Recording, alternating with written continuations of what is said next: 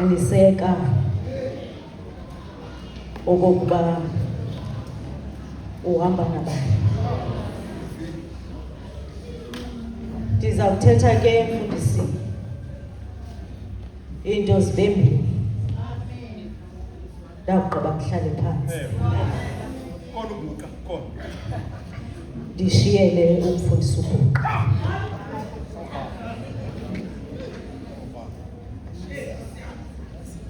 Kumfundisi kufike into ethi indidi zokuhamba zimbini. Kukhona ukuhamba kuba uthanda ukuhamba. Kubekho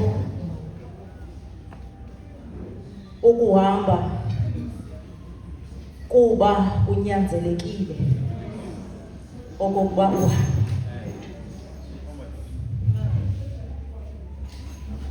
Ndafikelwa into ethi ke xa uza kuhamba bekumele okokuba uqale depending on indlela le uhamba ngayo. Uqala ujonge okokuba yintoni ekususa kule ndawo kuyo. Uphinde ujonge indlela okanye le ndawo uya kuyo.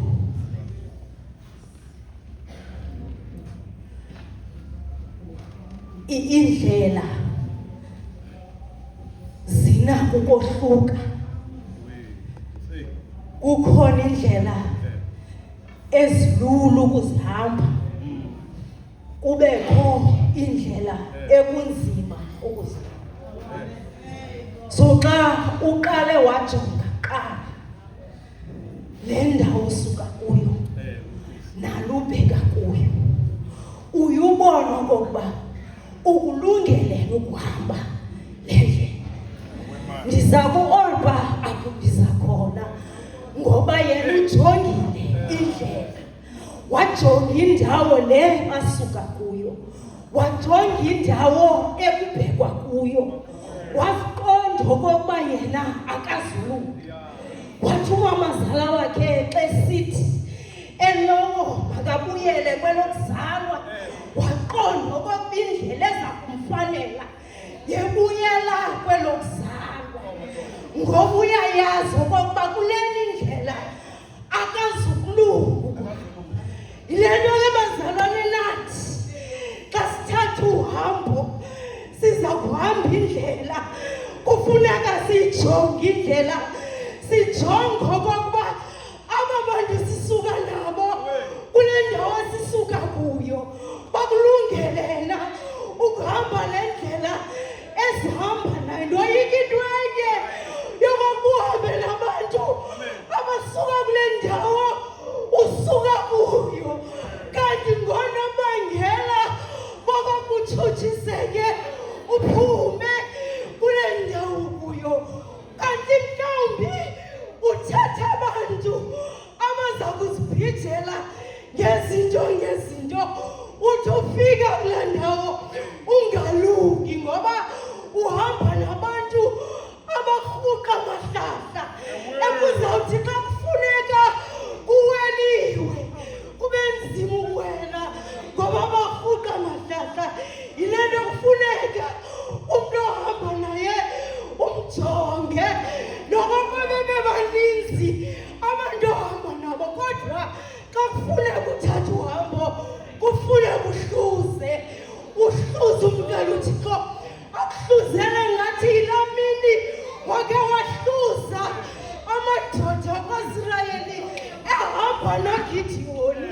Wathi akawujonga wawabona maninzi, wahluza ngokwakhe uThixo. Wathi hamba nala madoda ibheke emlanjeni, azathe amadoda ayaguqa akhankela njengezinja, uhambe nawo kodwa aza kusela wona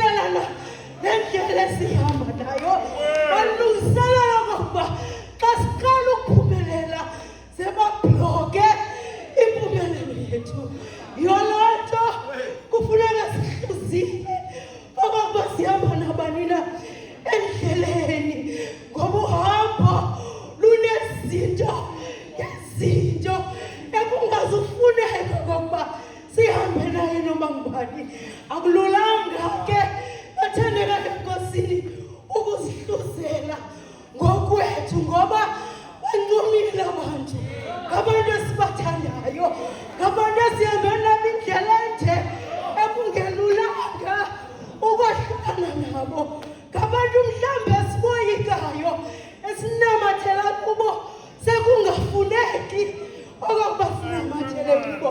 Ilanto uThixo funeka sincede ngokwakhe asuse abantu ekungafunekanga ukuba sihambe nabo ukuze sithi sekujonga sijonge lapha sibone yena yedwa emasinamathele kuye. UThixo siza kuthi xa sifike ezindongeni kufuneka siwelile sithi kuye ndiyolulela isandla ndithandaze kwabugagagaga bendlela kwabunjalo uThixo ozawuthi sakuphelelwa ngamandla abengamandla ethu ngoba wethu uThixo lihlathi uligwiba ezimphandezelweni ufumaneke noncedo. Akufunekanga ke siqiniseke ngabantu ngoba abantu bayaguquka. Masiqiniseke ngoThixo wethu owake wahamba namaSirayeli iminyaka engama-40 bathi kusawuvela indlala uThixo athobe imana. Kuthi kusawuvela inyoko ezinobuhlungu uThixo aveze inyoko yobhethu. Athi mabakhangele kuyo ukuze bonke abadliwe izinyoko ezinobuhlungu bafumane ukuphila.